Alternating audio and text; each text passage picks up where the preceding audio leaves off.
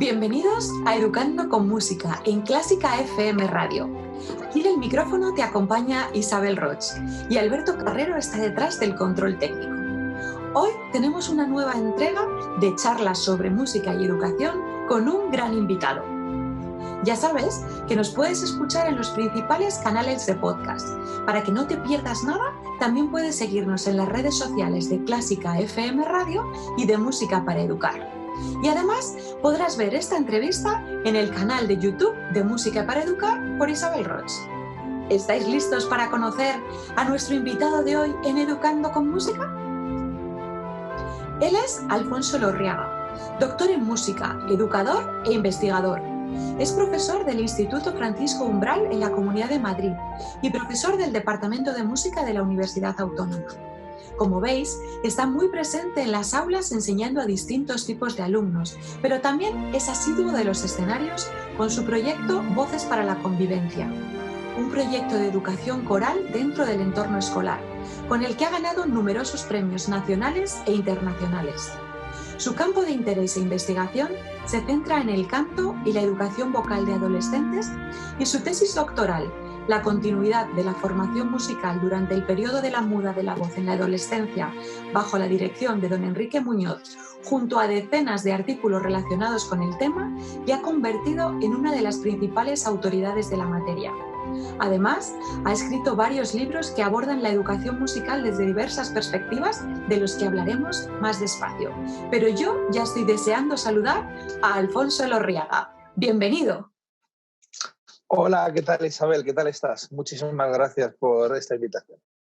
No, gracias a ti siempre por venir, por compartir este ratito de música y de reflexiones musicales, porque hacía mucho tiempo que estaba deseando hablar contigo en este espacio de Educando de Música y además de un tema que a mí me encanta y del que tú eres especialista, cantar, la voz, cantar, cantar y cantar.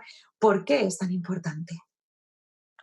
Bueno, yo creo que la voz es importante porque tiene mucho que ver con nosotros mismos, ¿no? O sea, con nuestra personalidad, con nuestra estructura tanto fisiológica, sino además con nuestra estructura psicológica. Es decir, que yo creo que para un ser humano la voz es un medio de expresión fundamental, sobre todo porque tiene que ver con nuestra identidad. O sea, nosotros tenemos una identidad física, pero tenemos una identidad, y parte de esa identidad física es la voz, que no solamente nos identifica desde un punto de vista sonoro, ¿no? Por eso funciona también el teléfono, por ejemplo, ¿no? Sino que también nos identifica desde un punto de vista psicológico y emocional, ¿no? O sea, esto que se dice siempre, que las madres saben cómo están sus hijos solo por escucharles hablar. Que se dice, no me puedes engañar que tienes un disgusto, ¿no? Es decir, que la voz da mucha información acerca de quiénes somos, de cómo estamos y de cómo nos sentimos, ¿no? Y a veces hasta incluso de cómo pensamos.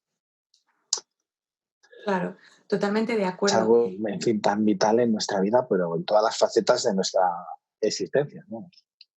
Y esa voz llevada a un paso más de la comunicación, que es la voz cantada, ¿qué es lo que aporta el canto concretamente? Bueno, justamente la disquisición entre voz hablada y voz cantada y los dos usos es decir, los distintos usos que podemos darle a la voz es uno de los temas más interesantes que yo he estado investigando y en los que me gusta ir profundizando, porque en realidad muchos de los clichés o de los tópicos que nosotros tenemos en relación a lo que es cantar, lo que es hablar, son un poco categorías que le ponemos a la voz, ¿no? Y sobre todo a los músicos. Pero esas categorías, digamos que son categorías en cierto modo de uso cultural. En realidad, a mí me gusta más ver el tema vocal como un continuo, ¿no? O sea, es decir, tenemos un instrumento que lo utilizamos de distintas formas. Es como un poco lo que nos pasa lo que nos podría pasar un poco con las piernas, ¿no? Tenemos las piernas que las podemos utilizar para correr, para saltar, para andar normalmente y para echarnos una siesta. Pues con la voz pasa un poco lo mismo. Nosotros los músicos le damos mucha importancia, evidentemente, a la voz cantada porque hemos hecho de ella un instrumento. Pero para la gente, digamos, que no tiene esa conciencia musical, esto no es así. No han descubierto todavía esa faceta, ese uso de la voz. Es como si a mí me dicen que, bueno, yo con mis piernas puedo correr un maratón, Pero claro, hasta que no me ponga, pues posiblemente igual es que ni siquiera me llama la atención. Entonces, esto es una cosa muy interesante. La voz cantada como tal existe porque nosotros la utilizamos así. Si no, no hablaríamos de voz cantada. Es decir, que no es que sea una voz diferente de la otra desde el punto de vista morfológico, es exactamente lo mismo. Lo que cambia es el uso que le damos y la valoración cultural que le damos, que también es muy importante, ¿no? Digamos que para mí la voz cantada es una especie de sublimación de la voz hablada desde el punto de vista cultural, y desde el punto de vista fisiológico, evidentemente la voz cantada es un uso más profesional de la voz, más exigente. Es como lo que le pasa a un deportista, ¿no? Que, pues eso, que utiliza los mismos músculos que tenemos tú y yo y cualquier otro hijo de vecino, pero al máximo de su potencia, ¿no? Lo que un atleta puede hacer con su cuerpo es mucho más de lo que puedo hacer yo. Pues con la voz pasa algo parecido. Una persona que estudia canto lo que hace es intentar potenciar al máximo todas las posibilidades fisiológicas que tiene la laringe para cantar. ¿Y cuál es la importancia de introducir a los niños desde pequeños en ese otro uso de su propia voz, en ese uso que les va a llevar a esa sublimación de su aparato fonador y de su voz? Porque, bueno, siempre vemos esa importancia que tiene el cantar desde pequeñitos. Hmm. ¿Por qué Bueno, abrirles esas puertas? bueno, porque yo creo que fundamentalmente una de las cosas que tiene la voz, ¿no? Es que es un canal, es un medio de transmisión emocional muy importante. Está más que estudiado, ¿no? Desde el punto de vista más esotérico, cuando hay gente que habla del Tao de la voz, de los chakras, estas cosas, ¿no? Y de la New Age, como desde el punto de vista totalmente científico, de que el uso de la voz tiene mucho que ver con nuestro estado emocional. Entonces, sí que es cierto que esto pasa un poco también en la poesía. O sea, un arte que está un poquito en el medio entre la voz hablada y la voz cantada, justamente es el arte poético, ¿no? Que es muy interesante, ¿no? Y los poetas hablan de ritmo, hablan de cadencia, hablan de tono, hablan de la musicalidad de los versos, ¿no? Claro. Y es que es verdad que es un poco así, ¿no? La voz, cuando uno utiliza la voz no solamente para comunicarse, sino también para expresar su estado emocional, ahí es cuando hablamos de una dimensión un poquito más artística de la voz. Y yo creo que a partir de ese enfoque es cuando realmente en el aspecto más emocional de la misma podemos aportar realmente algo diferente a los niños y a los alumnos en general, que es decirles, mira, tienes un instrumento que lo puedes utilizar en distintas direcciones. Puedes hacer de él un vehículo de comunicación, pero también un vehículo de expresión emocional y en este caso de expresión emocional compartida con otros en un grupo, ¿no? Y a eso lo llamamos coro. Entonces, realmente la voz es eso. En el fondo, muchísima gente reporta que cuando sale de un ensayo coral salen como nuevos, como si salieran casi de una terapia. Sí. Y es que en cierto modo es así, porque uno ha estado durante mucho tiempo, digamos que respirando en un ambiente emocional en el que te has podido sentir más o menos libre. Y eso pues es terapéutico en sí mismo, ¿no? Para mí eres un absoluto referente en la parte del canto coral. Yo siempre que hablamos aquí en este programa o con otros especialistas, hablamos precisamente de eso que decíamos, de la importancia de toda esta carga emocional, carga social y el sentirse bien que aporta la música, que parece muy intuitiva en los primeros años de vida, que en el entorno educativo, en la etapa de infantil se utiliza mucho, pero que luego ocurre una cosa, realmente en muchísimos centros, gracias a Dios hay miles de excepciones, pero en la etapa de la educación primaria está bastante olvidado, la música se relega solo a una asignatura, el resto de la educación suele estar más relegada y llegamos a una etapa tan fascinante como es la adolescencia en la que la música les puede aportar tanto y muchas veces hemos cerrado esas puertas que se pueden encontrar extraños en ellos cuando es algo con lo que conectan, ¿no? Que los adolescentes están siempre con cascos, con música, y a mí me parece absolutamente fascinante ese trabajo que tú haces, que es abrir totalmente la puerta de la música a esos adolescentes que en muchos casos nos encontramos que están desvinculados y además desvinculados con su principal instrumento musical, que es la voz, y ahí te has convertido tú en un Bueno, referente. en este caso lo que ocurre un poco es que más que hacer, muchos profesores lo que buscan es una vinculación de la actividad vocal al repertorio. Es decir, que enseguida empezar a pensar que lo que falla es el repertorio, que la vinculación es puramente una cuestión de gustos, ¿no? Y en realidad la vinculación con la actividad vocal tiene más que ver con la vinculación primero personal con uno mismo. Es decir, primero hay que crear una identidad vocal propia. Y para eso los alumnos necesitan descubrir su voz y explorarla. Es decir, que más que ir rápidamente a buscar un repertorio que enganche con ellos, porque vamos a ver, no hay que olvidar una cosa, los chavales ya escuchan música, ya conocen el repertorio pop que está en los medios de comunicación, no les hace ninguna falta en realidad ir a la aula de música a volver a conectarse con algo que ya conocen de sobra. Claro. En realidad de lo que se trata, ¿qué es lo que puede aportar un maestro o una maestra de música en primaria, en secundaria, en cualquier donde esté, ¿no? En una escuela de música, en un conservatorio? Es esa práctica, digamos, que profesional, especializada, ¿no? Que tiene que ver sobre todo con el cómo. Y en este caso tiene que ver con el instrumento. O sea, no tenemos que perder la perspectiva nunca de que un profesor, un especialista en canto coral, esté donde esté, un educador coral, como a mí me gusta llamarlo, es un profesor de instrumento. ¿Y cuál es el instrumento? Pues la voz. ¿Y cómo enseñas ese instrumento? Pues hombre, si un profe de canto lo va a hacer de manera especializada en clases individuales, nosotros lo hacemos de manera grupal. Pero no por eso dejamos de ser profesores de instrumento, ¿no? Esto es muy importante porque esa técnica instrumental, en este caso esa técnica vocal, que pasa primero por descubrir un poco tu voz y lo que puedes hacer con ella, porque lo que buscamos es que los alumnos se vinculen emocionalmente con esa voz. Es decir, con ellos que mismos, en definitiva, ¿no? Claro, que genere una identificación emocional positiva. Es decir, que se enamoren de su voz. Claro. Y eso ocurre cuando ellos no solamente se escuchan, sino sobre todo cuando les escuchan los demás. Y se dan cuenta que un amigo o una amiga llega y les dice, pero qué bien cantas, ¿vale? O has hecho tal cosa. Es decir, que el aula se convierte en un espacio emocionalmente protegido. Y esto solo lo podemos hacer los educadores. Claro. Porque fuera de ella, fuera de ese espacio protegido emocionalmente, de juicios, digamos, y de críticas demasiado duras, eso fuera del aula no pasa. Es decir, muchas veces o uno se pone a cantar delante de tu familia, de un amigo, de un hermano o de un colega, ¿no? Y lo primero que te van a hacer es que te van a poner a parir, porque mal lo haces. Cállate ya. Claro. Entonces, claro, eso es lo que frustra. Es precioso ese concepto que estabas diciendo de hacerlos enamorarse de su propia voz, sea como sea su voz, reconociéndose a sí mismos y reconociendo en ella su esencia y no necesariamente siendo los mejores cantantes, que eso ya entraría dentro de una educación individualizada y más profunda, sino en ese entorno escolar en el que todos nos reconocemos, nos aceptamos y nos admiramos entre todos. Y me parece que aporta tantísimo al desarrollo de los niños esta manera de enfocarlo. De hecho, yo en las clases de canto coral en el instituto, las pruebas, nosotros hacemos pruebas de voz como si fuese un Got Talent, ¿no?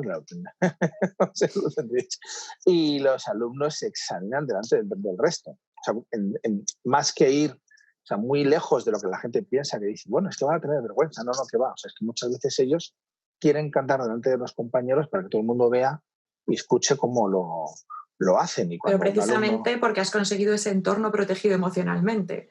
Porque claro, ha habido un trabajo muy concienzudo y muy bien hecho de crear ese entorno en el que cualquiera se siente seguro y además esa educación también a los demás para salir de esa crítica que hay fuera de ahí, ¿no? Es fantástico. Claro, pero es que eso es educación coral. Es decir, el concepto de educación coral es eso. Imaginamos, esto se entiende muy bien en cuanto lo pones en contexto de otra asignatura, ¿no? Hoy en día la educación física, por ejemplo, ha avanzado muchísimo. Un profesor de educación física no va a criticar a un alumno que corre poco o se va a meter con él porque tenga kilos de más, por ejemplo, ¿no? Claro. Lo que va a hacer es, para empezar a hablar, intentar que se vincule con la actividad, que fijarse en los aspectos positivos del deporte y de la práctica deportiva, e intentar que los chavales se animen a empezar a moverse, ¿no? Y esto es algo que ocurre no solamente ya en los institutos hoy en día, sino cuando un monitor de educación física trabaja con gente mayor, con gente discapacitada. Es decir, que lo que intenta es promover la práctica deportiva, estés donde estés, y siempre fijándote en los aspectos positivos. Pues yo creo que un poco de eso tenemos que aprender nosotros, ¿no? Claro.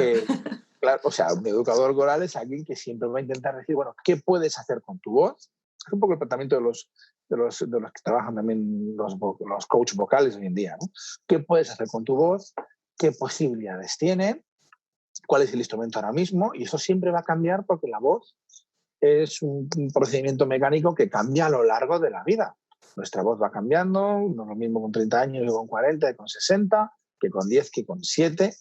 Y esa práctica, esa producción vocal es la que realmente al final te define.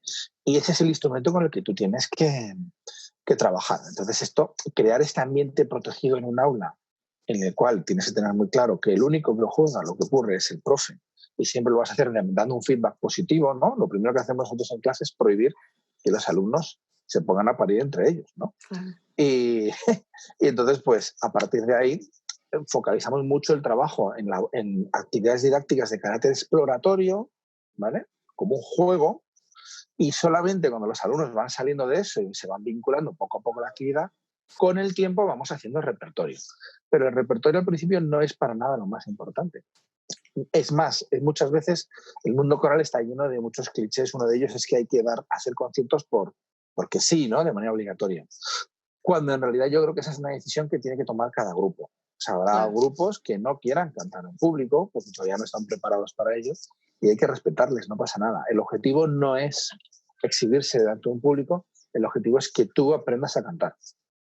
Cuando los chavales entienden esto, se empiezan a enrollar, ¿no? Pues hoy en día con la actividad y se empiezan a vincular también contigo, empiezan a confiar en ti. Es decir, ven que el profesor no es alguien que te utiliza. Que juzga. Okay. Claro, que juzga y te utiliza para subirte a un escenario que todo el mundo aplauda su trabajo, porque entonces ahí te ves como un objeto, ¿no? Bueno, estoy yo aquí, ¿no? ¿Qué pinto? Sino que les dices, mira, yo lo que quiero es enseñaros a cantar, igual que un profe de mates que os enseña a calcular, o un profe de educación física te enseña a tener fondo y a correr. Es decir, que el principal beneficiario de esta actividad eres tú. Claro, quien va a salir de clase haciendo algo que antes no sabías hacer, eres tú, y te lo vas a llevar contigo. Vas a utilizar el canto con tus amiguetes, tocando la guitarra o cantando en tu familia o en tu cuarto sin que te escuche nadie. Pero es una cosa que es para ti. Y por lo tanto yo en principio no estoy aquí para aprovecharme de ello y tener que dar conciertos y cosas de esto, ¿no? Eso genera un campo de confianza en el cual a partir de ahí surgen posibilidades de trabajo. Lo otro no, lo otro, el utilizar a los alumnos. Es que hay que diferenciar, el instrumento es la laringe, pero no la persona. La persona no es un instrumento, la persona es un ser humano y hay que tratarle como tal. Entonces, esto es muy interesante en el tema vocal porque tienes que tener esa doble consideración. Sí. Has tocado dos temas importantísimos en los que me gustaría detenerme un poquito más. Por un lado, el darles a esos jóvenes, a esos niños, esa capacidad de decisión pasada por su autoconocimiento primero, pero es que se sientan como personas, no como instrumentos. Y luego me ha gustado muchísimo también, y me gustaría profundizar un poco más en ese concepto de la adaptación al cambio, del conocimiento del cambio y de la resiliencia a todo eso, que es una parte importante, porque no solo están cambiando la voz, también están cambiando su cuerpo, están cambiando sus pensamientos, sus emociones, y muchas veces en el entorno escolar eso no se tiene tan en cuenta, y como en la voz es algo muy manifiesto, sobre todo en las edades adolescentes, me parece fundamental ese punto de reflexión para inspirar a todos los educadores que están trabajando con estas edades, que ese debe ser uno de los focos, por un lado, tú como educador entender que ocurren todos esos cambios y profundizar en ellos, pero sobre todo me encanta la parte que planteas de hacerles a ellos conscientes, hacerles receptores de esa idea, pero además partícipes en todo ese proceso evolutivo de ellos mismos, de lo que decía, su instrumento, la laringe, pero también su personalidad. Cuéntanos un poquito cómo profundizas en todo eso con ellos. Vale, fantástico. Este es un tema que a mí también me interesa. Me interesa mucho. Bueno, sé que te interesa y que además a mí me interesa tanto tu opinión porque eres experto totalmente en estos procesos de cambio de la voz en los chavales, en los adolescentes. Bueno, yo te agradezco el piropo, pero la verdad es que yo, para mí, me veo como un continuo aprendiz, ¿no? Siempre estamos estudiando y leyendo cosas nuevas. Y la verdad es que, mira, lo interesante del tema vocal es que lo primero que hay que hacer es desvincularlo de nuestras gafas de músicos y de nuestra preconcepción de que lo único que existe en la vida es la música. Porque la música es un fenómeno que nosotros lo hemos elevado a la categoría de arte, ¿no? Que viene del mundo del sonido, pero que está en el fondo unido al resto de las cosas que pasan en la vida, ¿no? Esto es interesante porque solamente desde desde una visión más multidisciplinar puedes enjuiciar el fenómeno musical y el fenómeno artístico de la música en contextos diferentes, porque un contexto escolar no es un contexto musical, es un contexto de aprendizaje general de muchas cosas, ¿no? Entonces, la mirada que van a echar los alumnos al principio sobre la asignatura de música, es decir, sobre la práctica musical, no es una mirada especializada de un músico. Este es justamente uno de los problemas que tienen los profesores o que tenemos los docentes de música, que nosotros vemos el mundo con oídos y visiones musicales y nuestros alumnos no. Entonces, la cuestión está en cuál va a ser ese punto de encuentro, esa zona compartida en la cual ellos tienen que aprender de nuestro diálogo, ¿no? De nuestra narración, de nuestra manera de ver las cosas y nosotros de la suya. Y eso solamente se hace compartiendo experiencias comunes. En general, lo interesante de la educación es que si nosotros, esto es una frase que se escucha muchas veces, pero es cierta, si nosotros vemos la educación simplemente como una adquisición de conocimientos sin más, los alumnos se sienten como instrumentos, pero no solamente en música, también en matemáticas, en lenguas, sociales, en cualquier cosa. Es decir, yo vengo aquí y aquí el punto de interés es el del profe. El profe quiere que yo me aprenda todo esto, pero yo no sé muy bien por qué, ¿no? Entonces, bueno, pues si no me queda otra para probarme, lo aprenderé y luego me iré a mi casa. Pero lo realmente interesante, cuando pasamos una vuelta de tuerca a una labor más educativa, es que el alumno entienda que para que él construya su personalidad y se encuentre a sí mismo y se defina, todos estos contenidos y todas estas materias le dan un montón de información valiosa y le ayudan a construirse, porque se tiene que construir sobre un conocimiento, ¿no? Es decir, porque la construcción física ya está. O sea, tu cuerpo va a evolucionar, te gusta a ti, ¿Quieras o no? Claro. Pero luego tienes que tener una estructura psicológica. Y tu estructura psicológica, o sea, lo que tú vas a ser como persona, ¿no?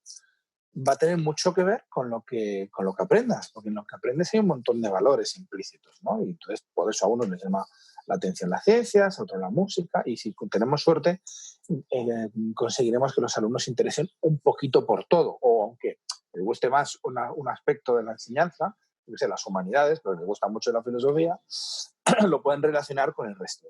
Yo creo que eso es lo interesante de la educación. Y eso se consigue cuando conseguimos que un chaval entienda que todo eso es para él, que el que sale ganando es él, ¿vale? O él o ella. Esa es la gran clave de la educación. Claro, y eso es lo difícil en cualquier materia, que entiendan que aquí los que ganan son ellos, ¿no? Entonces ese es el asunto. A partir de ahí es cuando puede surgir el interés casi por estudiar cualquier cosa. Y yo creo que es muy interesante y muy necesario que sigamos profundizando y mucho en el tipo de alumnado que tenemos delante. No tiene nada que ver enseñar a un chavalito pequeño, que a un adolescente, que incluso a un adulto. Hay que profundizar más, yo creo que en el aspecto psicológico y social de la enseñanza, estemos donde estemos. Porque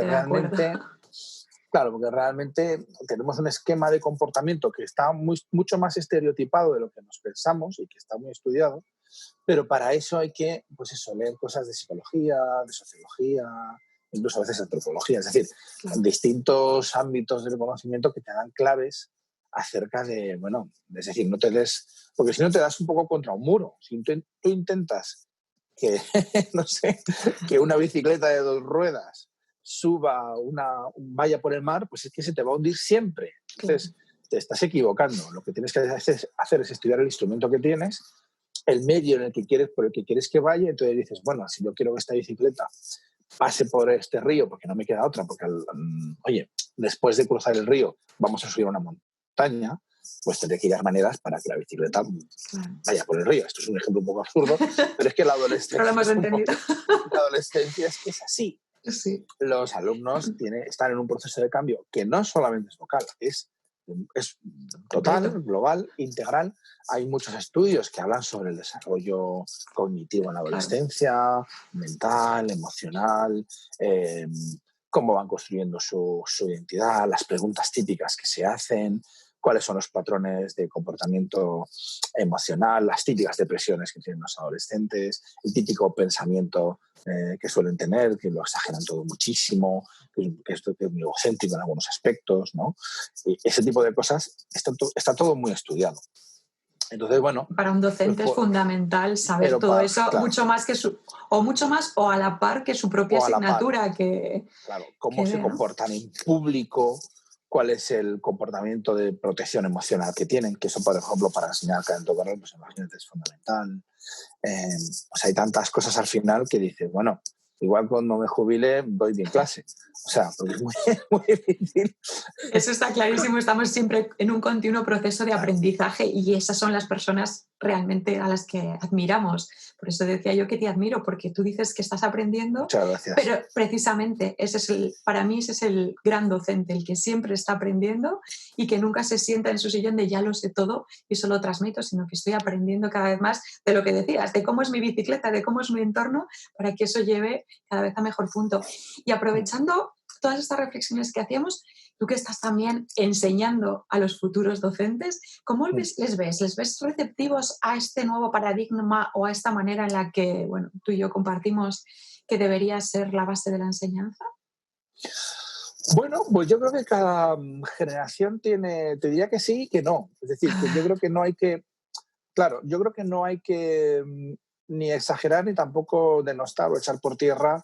O sea, yo soy muy poco partidario de pensamientos, de posiciones como muy maximalistas en un sentido o en otro, ¿no? Tanto la gente que dice, bueno, cualquier generación pasada fue mejor y los jóvenes de hoy en día son todos unos no sé qué, unos no sé cuántos, como lo contrario. No, es que la generación millennial es maravillosa y son los que van a salvar el mundo. Yo creo que no. Yo creo que cada generación tiene su aprendizaje, porque ese aprendizaje está en función de la época que les ha tocado vivir. Y del legado también que les han ido dejando generaciones del legado anteriores, que les han ido dejando, y también de un proceso de renovación. Es decir, cada generación, y eso también está estudiado en sociología, sí. O sea, cada generación intenta siempre negar al anterior. Sí. Igual que los jóvenes niegan a los padres, ¿no? Claro. Y en ese proceso de negación descubren que hay cosas de ese legado que no están tan mal, ¿no? Y en realidad lo que a veces hacemos es simplemente una especie de remix, una renovación de la forma, pero con unos contenidos que en el fondo pues son los mismos. Sí que es verdad que hay generaciones que están muy marcadas por lo que les tocó vivir. No es lo mismo, pues eso, haber vivido una guerra o una hambruna o una cosa realmente fuerte que haber vivido en una época en la que lo tienes prácticamente todo hecho. Pero eso también te marca en un sentido o en otro, ¿no? Al final siempre estamos todos un poco ante la misma pregunta, ¿no? Que es un poco, en realidad, buscarte un poco la vida y el sentido que tú le quieres dar a tu existencia. Y es decir, que yo para qué estoy aquí, para qué me sirve estudiar, qué quiero hacer con mi vida y cuáles son mis valores. Esto es una pregunta que siempre tienes que tener en cuenta para poder avanzar, hagas lo que hagas. ¿Y son preguntas que se transmiten en la universidad a esos nuevos educadores, tú crees, de una manera más generalizada? Bueno, pues yo creo que depende un poco del ejemplo personal de cada uno. Yo creo que si un profesor es banal y superficial, va a transmitir esa banalidad y esa superficialidad, sea profesor universitario o profesor de infantil, esté donde esté. Y, o sea, que yo creo que va bastante con la persona. Yo creo que la universidad está haciendo, de hecho, un ejercicio constante, porque no le queda otra, de adaptación constante a la sociedad y tal. Y en ese sentido, cada universidad pues tiene sus líneas de trabajo, ¿no? Siempre se habla mucho de la renovación tecnológica, que es innegable por el mundo en el que estamos, pero creo que tan profundo y tan importante como eso, o incluso más, es estar constantemente en una renovación de carácter... Claro, una renovación también de carácter intelectual, es decir, que hay que estar constantemente haciéndose preguntas de ese tipo, ¿no? Más de un carácter un poco filosófico, que es buscar el fin de las cosas, el por qué. El para qué y el por qué. Sobre todo el para qué. O sea, yo todo esto que hago, pero ¿para qué sirve, no? Claro. ¿Qué finalidad le doy? Porque si no, también puede ser que te sientas un día delante del ordenador y digas, mira, soy un profesor súper tecnológico, hago un montón de cosas, pero no sé muy bien qué sentido tiene todo esto. O sea, yo lo que no quiero es jubilarme y quedarme un poco con esa sensación de tener todavía me queda, vamos, pero que de esto lo pienso mucho, ¿no? Es decir, Dios mío, ¿qué he hecho con mi vida, ¿no?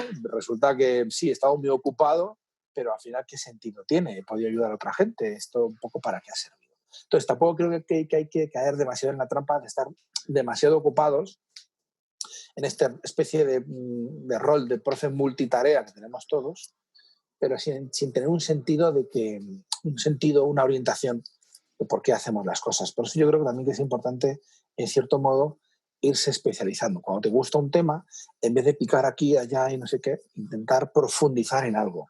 Porque esa profundización es la que al final te da una visión un poco más, pues eso, más amplia de las cosas, que te ayuda luego a ver también otras cuestiones de tu vida con más, con más profundidad, ¿no?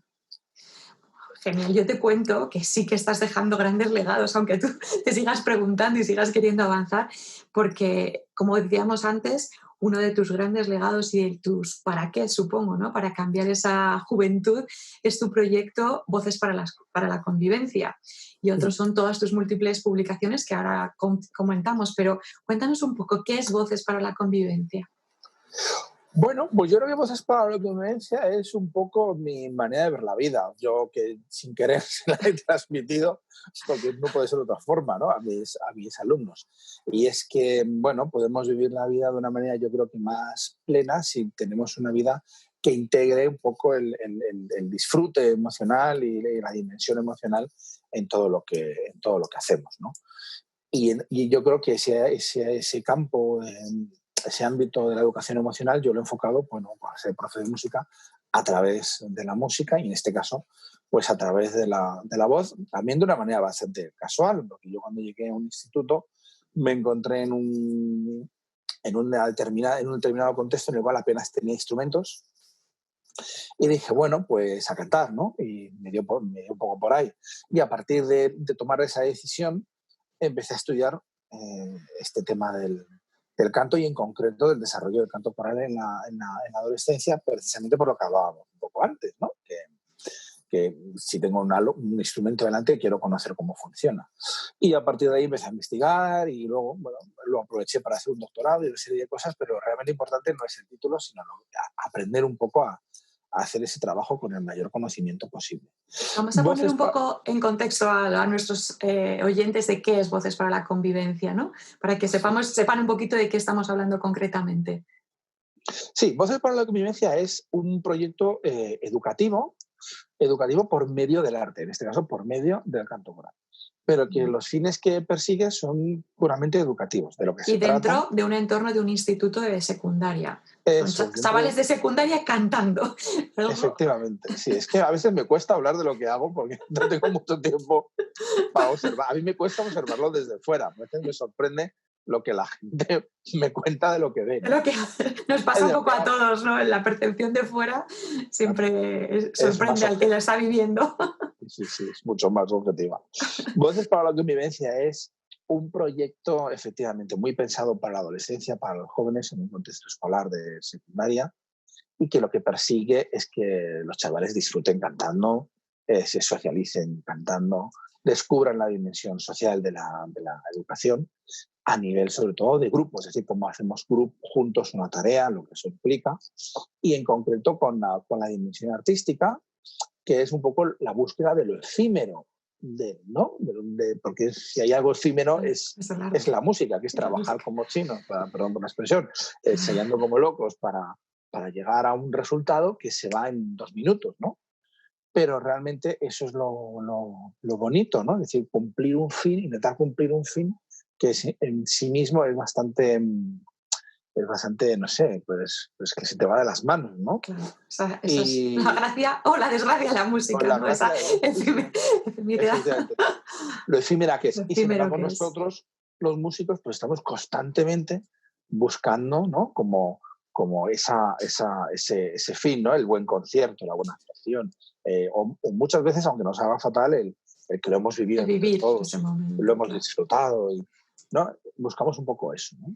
Pero nos cuentas... Perdona. Nos cuentas que es un proyecto que nació pues de manera casual y además en este caso por una falta de material, pero que se ha convertido en un proyecto súper consolidado. Es uno de los coros escolares de referencia, por supuesto, en la Comunidad de Madrid, pero también a nivel internacional, que os ha llevado a girar por China, por distintos países europeos y a ganar multitud de premios. ¿Cómo es ese paso de esa, llego a una clase y no tengo instrumentos, vamos a cantar, a ese proyecto realmente con un fundamento científico, filosófico, humanístico, que lleva a revolucionar realmente la vida de una localidad, ¿no? Porque el canto transforma a las personas y gracias a eso estáis transformando todo también el entorno escolar y social. Pues sí, la verdad es que yo creo que ha sido un poco el hecho de lo que contaba un poco antes, tener una línea de trabajo y perseverar. Y sobre todo El secreto. profundizar. Sí, sobre todo profundizar, porque muchas veces cuando hablamos de perseverar en algo, hablamos en repetir algo de manera cíclica. Es decir, llevo un coro de instituto y lo que hago es todos los años 3 conciertos y no sé qué. Y el año que viene, pues lo mismo, 3 conciertos y no sé qué. Y llega el siguiente año y hago lo mismo, 3 conciertos y un festival. En ese caso sí, pues estás perseverando, pero no estás profundizando. Y la profundización es lo único que te lleva a avanzar, es decir, a hacer cada vez las cosas mejor, con más sentido. Y la calidad al final acaba llegando sola.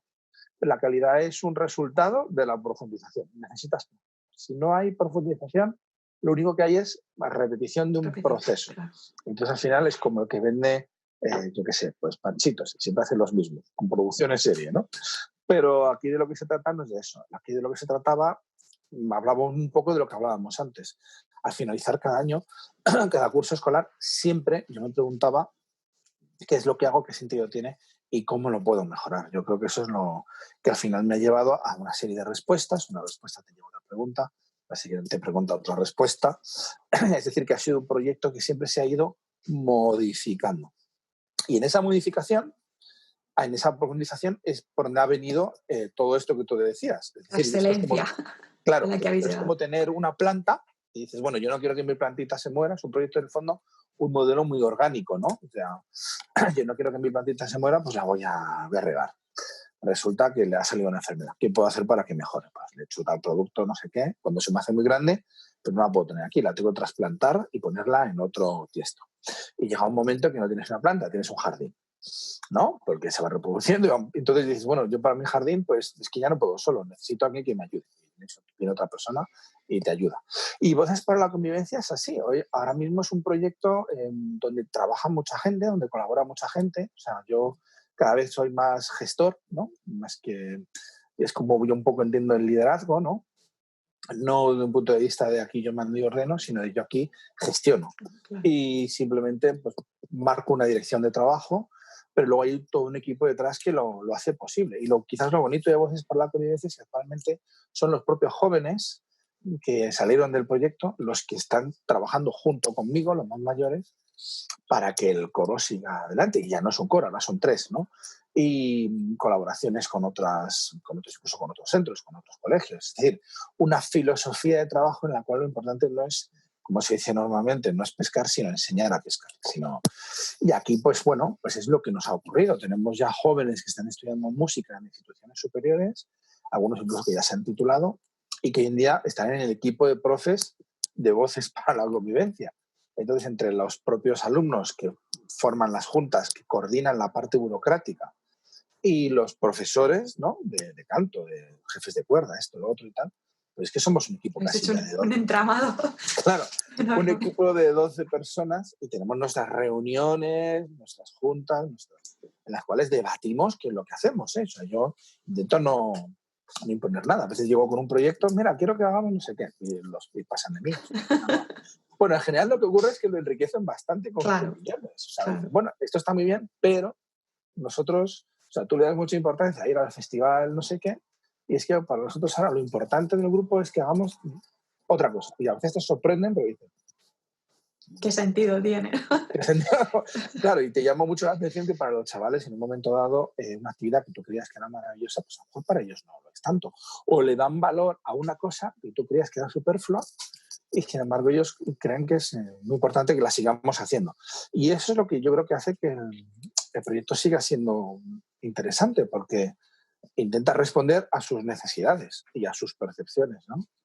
Así que bueno, eso es un poco todo lo que has comentado, que sí hemos salido a Rumanía, a Francia, a China, sí, y es verdad, y el coro cada vez ha ido cantando mejor, Y pero es ganando producto múltiples premios, claro. y ganando premios y tal, pero ese es es la consecuencia de una filosofía de trabajo. Por eso también lo hemos hecho de una manera quizás muy, bueno, lo hemos hecho un poco despacito. Hay gente que ha montado coros enseguida con un proyecto muy claro en la cabeza de rápidamente tener un grupo potente y tal, y no ha sido nuestro caso. Nosotros hemos sido A muy lentos. fuego lento. Claro, porque no hemos forzado nada. O sea, los niños han tardado años en aprender a ir cantando, en entender la conciencia del asunto, en ir mejorando distintos aspectos y las cosas han venido pues poco a poco, porque claro, es un proyecto educativo. Entonces, Claro. hay chavales bueno, hemos tenido grupos de desafinados, chicos que cantaban, que desafinaban cantando y lejos de echarles, hemos trabajado con ellos. Claro. Y eso dices, bueno, me retrasa. Bueno, pues es que para mí yo no lo veo así. Yo creo que en un proyecto educativo Claro, es lo que no hay hablabas prisa. antes. ¿Cuál es el fin de tu proyecto? El fin, si es Claro. hacer un concierto o ganar un premio, pues tendrás que trabajar en una línea. Si es un fin educativo dentro de un proyecto educativo, pues tendrás que buscar otros caminos y siempre integrando a todos. Claro, yo una de las cosas que digo, y perdona, es que a veces cuando la gente me pregunta, oye, ¿y cómo se comienza? Yo siempre digo, perdiendo. O sea, el comienzo de un proyecto educativo siempre es perder, frustración y tener muchas ganas de aprender y de tus alumnos y de lo que te pasa. Si no estás dispuesto a que al principio esto sea así, pues no vas a tener paciencia, no vas a poder perseverar. Es como que dice, ¿cuál es el comienzo de estudiar violín o piano? Pues al principio mucha frustración. Pero tienes que pasar, solamente hay una manera de avanzar, es pasando por esa fase. No puedes tener resultados deprisa aquí y ya. Y cuando la gente a veces quiere eso, lo que va a recurrir al final, sobre todo en el modelo coral tradicional, es pues eso, poner pruebas de acceso, a elegir solo a los que se le dan más o menos bien, entonces sí. Pero para mí eso pierde un poco la esencia del proyecto educativo. Sería como decir que un profe, pues eso, que quiera tener un grupo, un equipo deportivo en un instituto, solo eligiese a los que corren mucho. No sé, En ¿sabes? un contexto de instituto no tiene Claro, sentido que un profesor de pedagógico, mates claro. dijera, solamente me quedo con los que sacan 9 y 8. Claro. Esto que os enseña matemáticas vuestra abuela.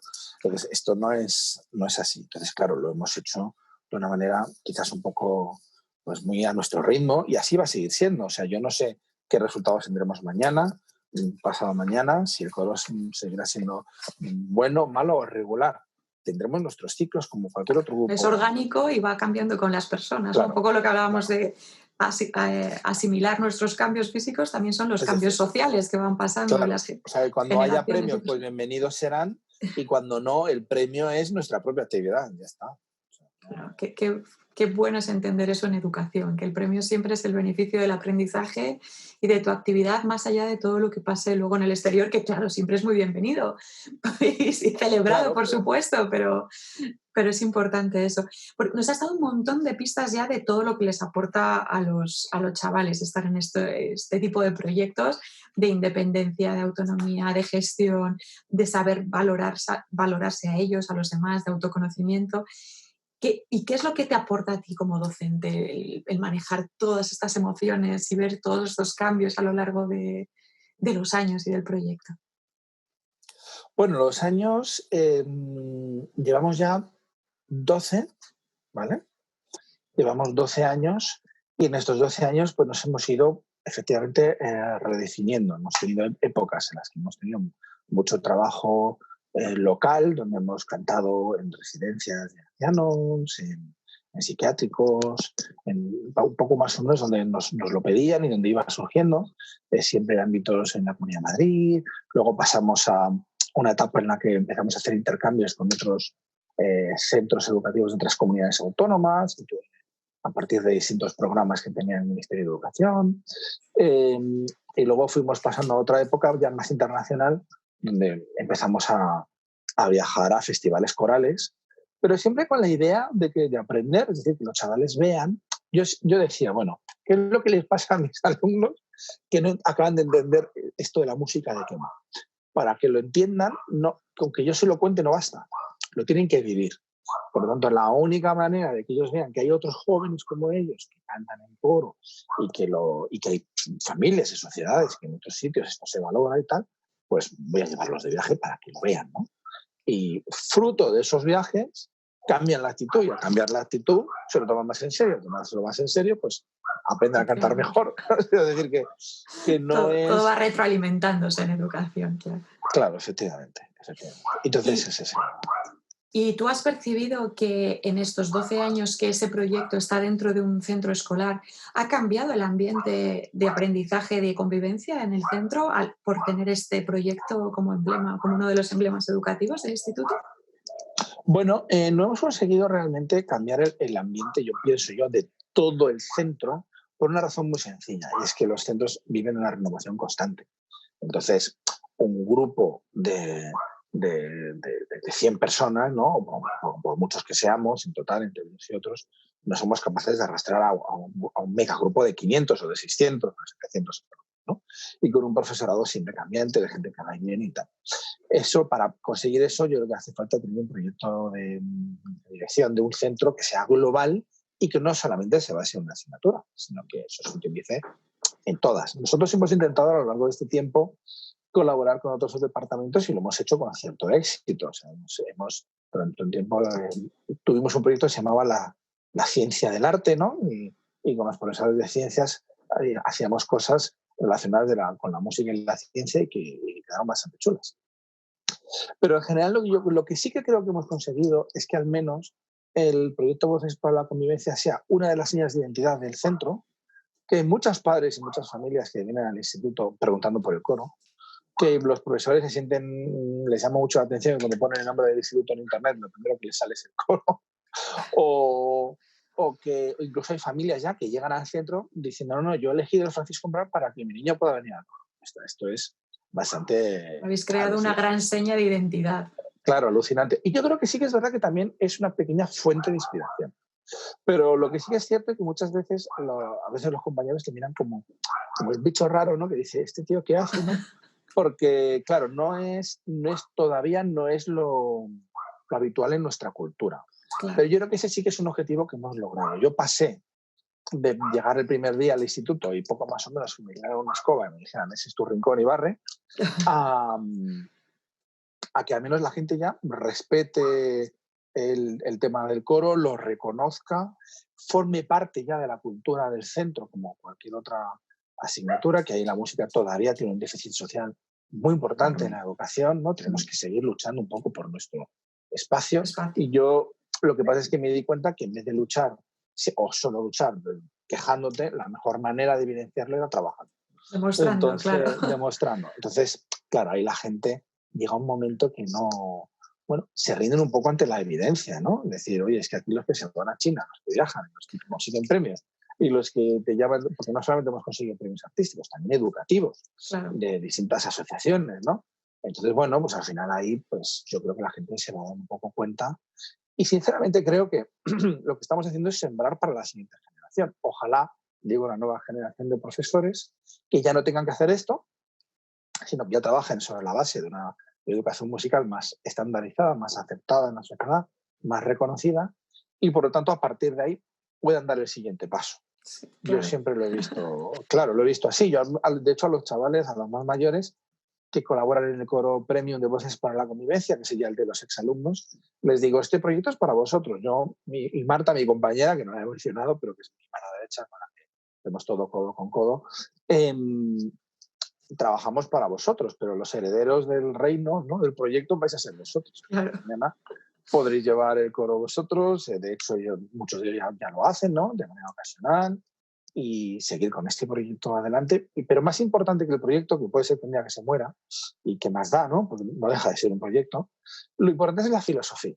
O sea, lo que tú has vivido en este proyecto te lo puedes llevar a otro sitio y montar claro, otro Voces para la Convivencia en otro lado, ¿no?, y seguir sembrando. Yo creo que esto es un poco lo verdaderamente importante. Sí, es que tú hablabas antes de que algunos se han rendido a la evidencia y estoy segura que algunos se han rendido, pero otros han empezado a compartir esa evidencia. Entonces has sembrado ahí esas patas de ese coro para lo que tú dices, sembrar en distintos sitios y que todos estos herederos del reino puedan llevarlo.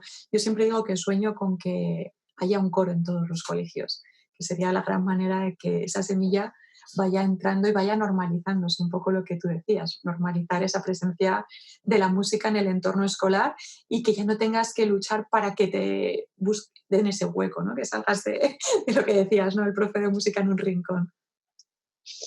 Sí, sí, en cierto modo el movimiento coral en general es bastante así, es bastante fraternal, es bastante cooperativo, aunque dentro de lo que es la tradición coral está muy instaurado, igual que pasa un poco con el piano, el tema de los concursos y cosas de estas, ¿no?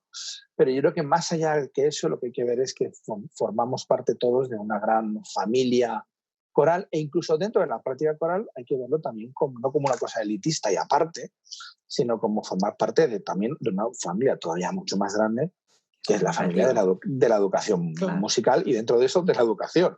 Genial. Es decir, que tan interesante para mí, yo siempre lo digo, ¿no? A mí no me gusta hacer proselitismo del canto coral como si fuese lo único y más maravilloso.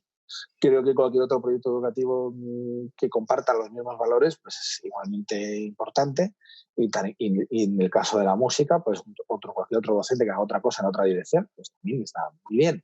Lo importante no es tanto lo que hacemos, sino el cómo lo hacemos y con qué sentido, con qué finalidad lo hacemos. Entonces hay proyectos maravillosos de educación que son muy distintos al mío y que aportan, vamos, y que son verdaderamente increíbles, ¿no? Claro. Y que van en direcciones muy distintas. Pero que al final el pozo que dejan a los alumnos es muy parecido. Es decir, los valores que los alumnos han aprendido haciendo un proyecto escénico o de expresión corporal o de teatro musical, o de canto coral o de conjunto instrumental o de tecnologías en música y tal, cuando lo hacen con calidad, el pozo que les deja es bastante parecido, ¿no? Claro. Es decir, que bueno, que si el valor del esfuerzo, del trabajo en equipo, de poder disfrutar de las cosas, trabajar por el mero hecho de disfrutar trabajando sin pensar tanto en el fin, ¿no? en el premio, ¿no? Que es un poco lo contrario a veces de los valores que a veces nos da la sociedad, que donde lo único que importa es la finalidad. Lo único que importa es aprobar, sacar un 10, o el examen, o el sueldo a fin de mes.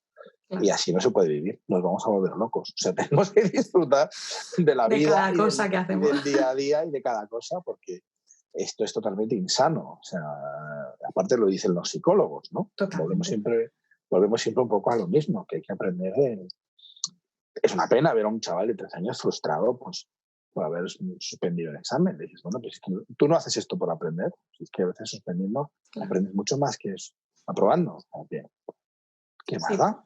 Poquito a poco con todos estos proyectos, el objetivo es cambiar todos esos valores, ¿no? Que al final lo que importa es tener una narración educativa común que vaya más allá de tu asignatura o de tu práctica docente.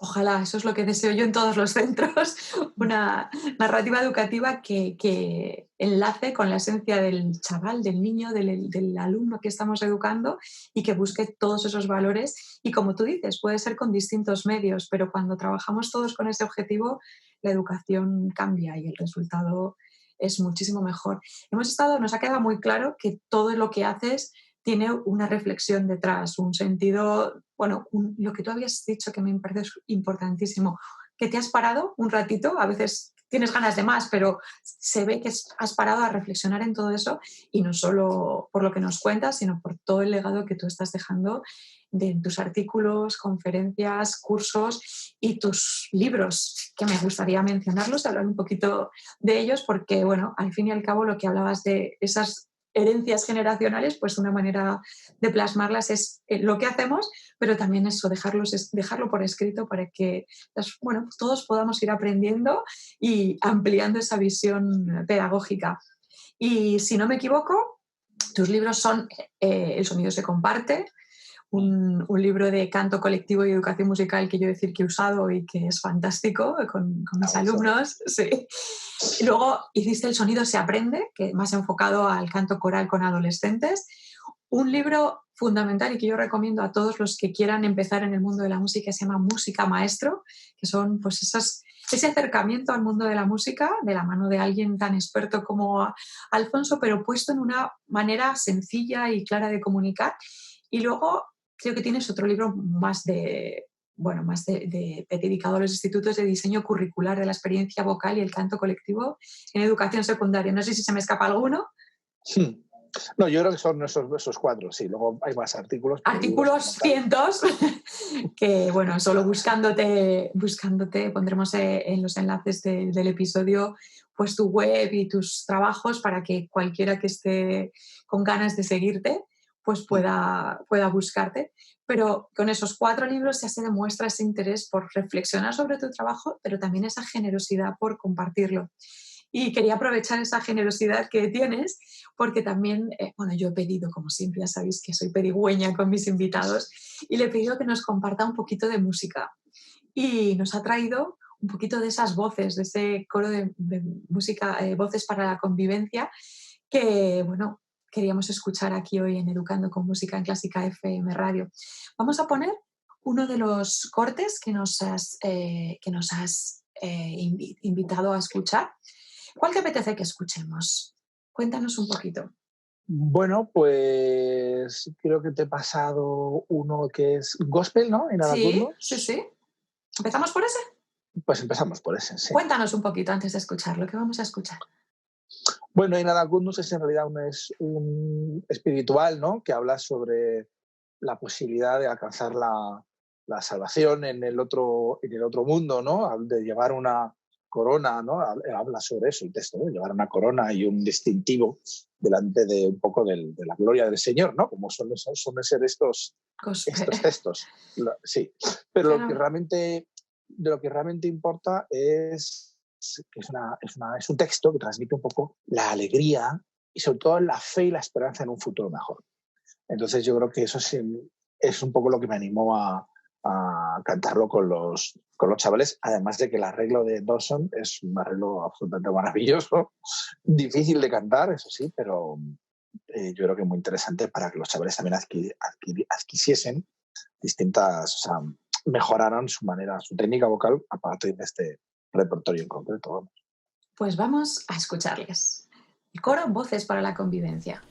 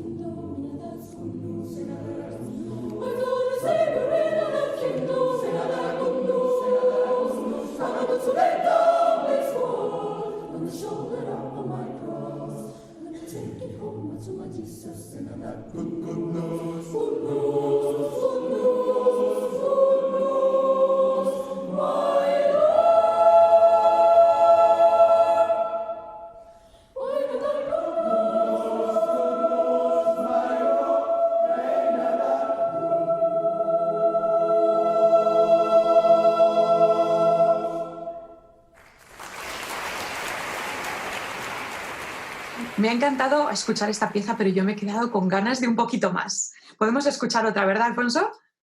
Sí, claro. ¿Sí? Pues cuéntanos. He compartido con vosotros otra pieza que a mí, bueno, que yo compuse para mis alumnos, para el coro, porque una de las, pero también un poco buscando la necesidad del grupo, es decir, una de las características con las que me he encontrado, una de las dificultades, mejor dicho, con las que me he encontrado en la música coral para adolescentes, es la falta de un repertorio adecuado, ¿no?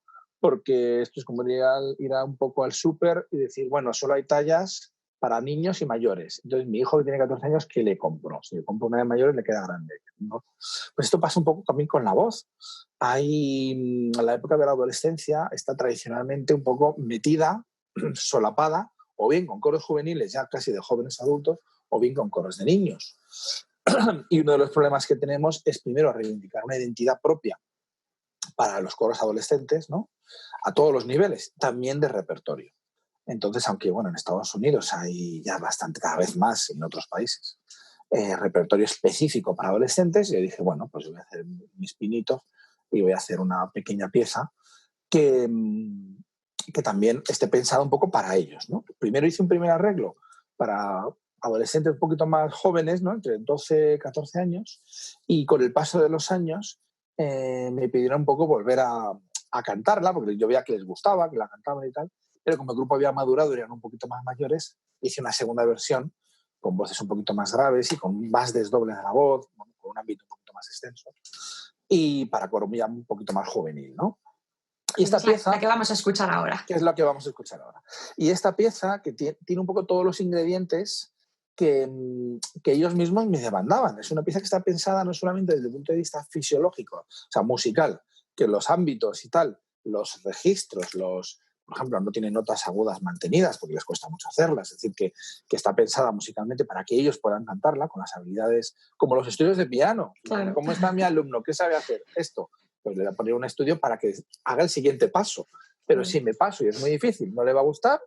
Y si es muy facilito, pues es que no, tampoco le va a interesar. Entonces, el repertorio tiene que estar justo, tiene que ser la diana del momento de técnica vocal que tienen tus alumnos.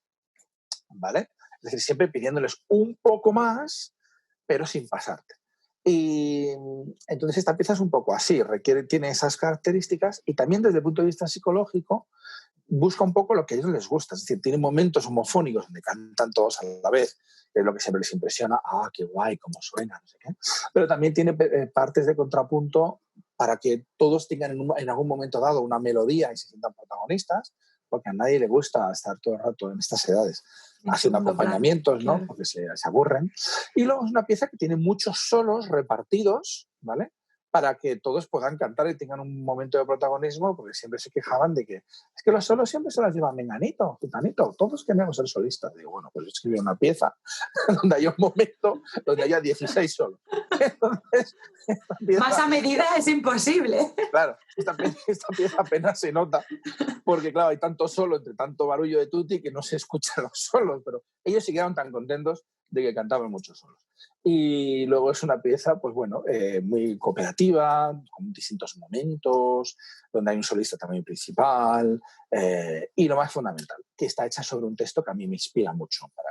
Yo necesito que la letra me inspire para poder escribir algo que también tenga un mínimo de sentido y también que esa letra sea la fuente de inspiración para los chavales. En este caso es un poema de Walt Whitman que a mí me gusta mucho, que se llama Son of Myself, que es Canto a mí mismo, que habla un poco sobre eso, ¿no? Sobre la esencia de ese momento psicológico del ser humano que se reconoce a sí mismo como una especie de hijo de la naturaleza, ¿no? Y disfruta simplemente de ser él. Y de eso habla ese poema tan maravilloso de este autor norteamericano, y que mejor que, bueno, musicalizarlo. Tuvo sus dificultades, me tuvieron que ayudar con el tema sobre todo de los acentos y de colocar muy bien la letra, que es fundamental en la música coral. Una vez que tenía la pieza prácticamente hecha, se lo pasé a uno de los... ¿cómo se llama? De los asistentes de conversación. Y mi instituto es de enseñanza bilingüe y tal. Yo trabajo con ellos. Yo, de hecho, doy clases en inglés y tal. Bueno. Y una de ellas que había cantado, una chica que había cantado en un instituto norteamericano de secundaria, que muchos de ellos son fantásticos, ¿no? Pues me revisó un poquito y nada, me cambió 4 cosas. Mira, esta sílaba mejor larga que corta, este diptongo aquí, no sé qué, pero es que es muy importante. Luego claro. Esta pieza la cantamos con un coro norteamericano que vino de ay, no me acuerdo, se llama Hudson High School Choir. Yo no sé de qué estado eran, Minnesota, es que no me acuerdo bien. Y lo cantamos con ellos y todo ok. Pero es muy importante conocer muy bien el idioma y respetarlo, y que la música vaya a favor del texto y no al contrario. Entonces, bueno, al final el caso es que yo creo que la pieza, por lo que sea, cuajó. A ellos les gustó, tenía un poco los ingredientes psicológicos que buscaban y un mensaje importante con el que conectar.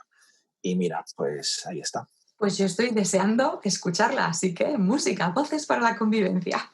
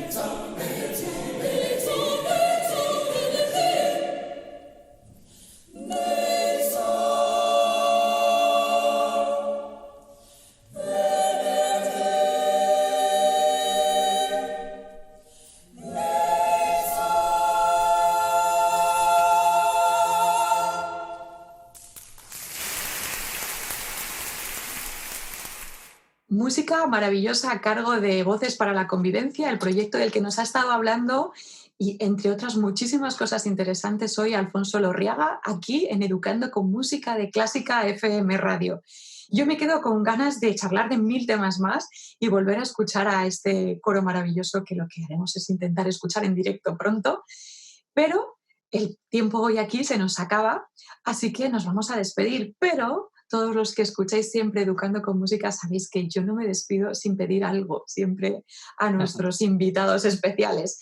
Ya sabéis, sois pedigüeña, vosotros luego decidís si cumplís o no, pero para despedirnos a mí siempre me gusta pediros una música, alguna pieza de cualquier estilo, de cualquier época, que sea especial para vosotros por algo. Y si os apetece compartir esa historia, si te apetece a ti, Alfonso, compartir esa historia, fenomenal. Y si no, nos regalas la música y nos despedimos con ella hasta el próximo episodio de Educando con Música en Clásica FM Radio.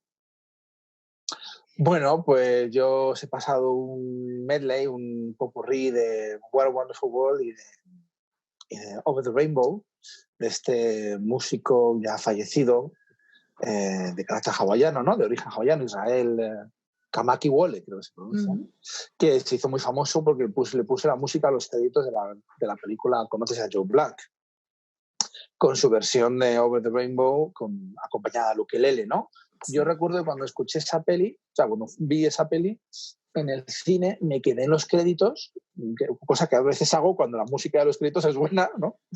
Y me quedé impresionado. Dije, ¿qué voz tiene este tipo, no? ¿Quién es este chico? Yo no lo conocía. Y bueno, y la verdad es que yo conecto mucho con esta canción porque digamos que era la canción que le gustaba también bastante a mi maestra de pedagogía musical del Conservatorio de Madrid, Elisa Roche, ya fallecida hace unos años. Ella se emocionaba mucho con esta canción, precisamente porque es una canción, hablamos de lo de antes, la letra, de lo que dice, ¿no? De esa empedernida fe que tenemos los seres humanos en un mundo mejor, ¿no?